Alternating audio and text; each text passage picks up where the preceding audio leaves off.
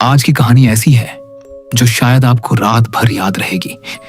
लेकिन पहले एक छोटी सी बात, अगर आपको यह कहानी पसंद आए तो लाइक जरूर करें, क्योंकि आपका एक क्लिक हमारी अगली कहानी को जिंदा रखता है। और अगर आप चाहते हैं कि आपका नाम कहानी के बीच में आ जाए तो नीचे कमेंट में अपना नाम लिखिए। रात के 2:13 बज रहे थे और मैं स्टीयरिंग व्हील को इतनी जोर से पकड़े हुए था कि मेरी उंगलियों के निशान उस पर पड़ गए थे। जीप की हेडलाइट के आगे बस 2 चीजें दिख रही थीं, एक बेहद तीखा पहाड़ी मोड़ और दूसरी वह लड़की सफेद शॉल में लिपटी हुई। और सबसे अजीब बात, मैं उसे पिछले 35 मिनट से छोड़ने की कोशिश कर रहा था, लेकिन हर मोड़ के बाद वह फिर वहीं खड़ी मिल जाती थी। यह कोई कहानी नहीं है, यह वह रात है जिसके बाद मैंने कभी रात में पहाड़ी सड़क पर जीप नहीं चलाई।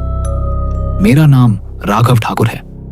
मैं हिमाचल के एक छोटे से शहर चंबा के पास टैक्सी चलाता हूं। पहाड़ों की सड़कें मेरे लिए नई नहीं थी। अंधेरा, धुंध, खामोशी सब आदत बन चुकी थी। दिसंबर का महीना था, बर्फ गिरने वाली थी। मुझे एक आखिरी बुकिंग मिली, आखिरी सवारी। लोकेशन खज्जियार से 12 किलोमीटर आगे एक सुनसान पहाड़ी सड़क। समय रात 1:30 बजे। यात्री अकेली महिला। मैं आमतौर पर इतनी रात को बुकिंग स्वीकार नहीं करता, लेकिन उस दिन पैसों की सख्त जरूरत थी। बस यही मेरी सबसे बड़ी गलती थी। जब मैं लोकेशन पर पहुंचा, वहां कोई घर नहीं था, कोई होटल नहीं, कोई ढाबा नहीं, बस एक पुराना लकड़ी का माइलस्टोन और उसके पास वह सफेद शॉल। नीचे से लाल सूट झलक रहा था, बाल खुले हुए। उसने धीरे धीरे चेहरा ऊपर उठाया। भरमौर तक जाना है, उसने धीमी आवाज में कहा। उसकी आवाज अजीब थी, न ज्यादा तेज न धीमी, जैसे हवा में घुल रही हो। गाड़ी स्टार्ट कीजिए, देर हो रही है। उसकी आंखों में कुछ था, जैसे वह मुझे देख नहीं रही थी बल्कि पहचान रही थी। जीप चल पड़ी। अंधेरा इतना गहरा था कि हेडलाइट भी कम लग रही थी। 5 मिनट, 10 मिनट, 15 मिनट। वह पीछे चुपचाप बैठी थी। फिर उसने पूछा, ये रोड आपको याद है? मैंने कहा, मैं यहाँ का ही हूँ, हर मोड़ जानता हूँ। मैं एक तेज मोड़ पर पहुंचा, स्टीयरिंग घुमाया। जीप के आगे फिर वही माइलस्टोन दिखा, वही लकड़ी का बोर्ड, वही टूटा हुआ रिफ्लेक्टर और वही लड़की। रियर व्यू मिरर में देखा, पीछे वाली सीट खाली थी। मैं जीप से बाहर निकला और वह फिर वहीं खड़ी थी। भरमौर तक जाना है। मैंने उसे फिर जीप में बैठाया। इस बार स्पीड बढ़ा दी, 40, 60, 80।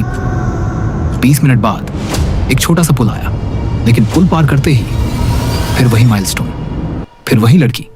इस बार उसकी आंखें पूरी तरह काली थी। मैंने फोन निकाला, नेटवर्क पूरा था। दीपक, मेन लूप में फंस गया हूँ, वही जगह रिपीट हो रही है। राघव, तू खज्जार वाली पुरानी रोड पर है क्या? हाँ, वहां 3 साल पहले एक लड़की की एक्सीडेंट में मौत हुई थी।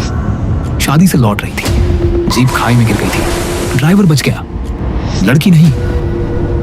उसका नाम क्या था? दीपक ने नाम बताया, लेकिन फोन मेरे हाथ से गिर गया। पीछे से आवाज आई, राघव, इतना डर क्यों रहे हो? मिरर में देखा, वह पीछे बैठी थी। तुम मुझे पहचानते हो? मैं तुम्हें नहीं जानता।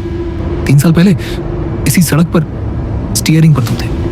झलक, बर्फ, तेज रफ्तार। एक लड़की रो रही थी। धीरे चलाओ, तेज मोड़, फिसलन, जीप खाई की तरफ। पुलिस रिपोर्ट में लिखा था, ड्राइवर ने नियंत्रण खो दिया, यात्री मौके पर मृत। तुम बच गए थे क्योंकि मैंने तुम्हें धक्का दिया था। मैं मर गई और तुम जिंदा रहे। जीप का इंजन अपने आप बंद हो गया। हेडलाइट टिमटिमाने लगी। वह सामने वाली सीट पर आकर बैठ गई। 3 साल से मैं हर रात अपनी आखिरी सवारी का इंतजार करती हूँ। वक्त पूरा हो गया है। जीप अपने आप रिवर्स होने लगी, सीधे उसी मोड़ की तरफ। ब्रेक फेल, स्टीयरिंग अपने आप घूम रहा था। इस बार मैं बचूंगी। जीप मोड़ पर पहुंची। सड़क के किनारे एक और जीप खड़ी थी। उस जीप के पास मैं खुद खड़ा था, खून से लथपथ। वह बोला, इस बार कौन मरेगा राघव? जीप हवा में लटक रही थी। नीचे गहरी खाई, पहिया घूमा और सब कुछ से अंधेरा हो गया। अगर राघव 3 साल पहले बच गया था तो सड़क के किनारे खड़ा वह खून से लथपथ इंसान कौन था? और अगर वे लड़की मर चुकी थी तो हर रात आखिरी सवारी का इंतजार कौन करता था? क्या राघव सच में जिंदा है या 3 साल से वह खुद किसी और की आखिरी सवारी बन चुका है? वीडियो पसंद आई हो तो लाइक करो और ऐसी ही हॉरर स्टोरी देखने के लिए चैनल को सब्सक्राइब करो।